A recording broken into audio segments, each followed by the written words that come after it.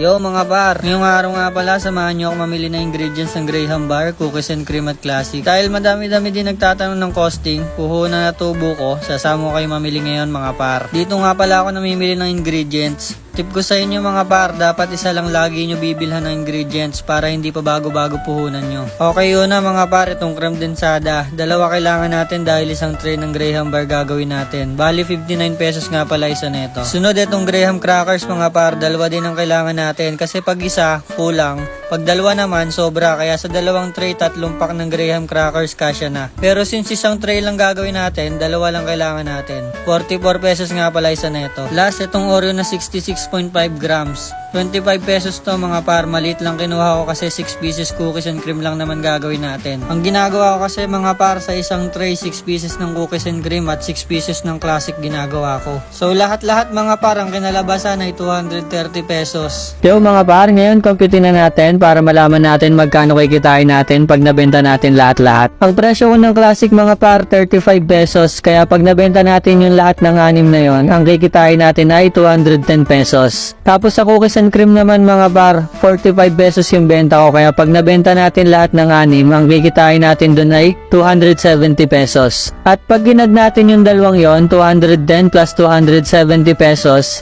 ang total kita natin ay 480 pesos. At pag binawasan natin yung puhunan natin na 230 pesos, ang tubo natin ay 250 pesos. By the way mga pre, yung creme densada nyo, pag uwi nyo, ilagay nyo agad siya sa ref nyo para mag-chill na siya agad. Ayun lang mga par, thank you sa panonood.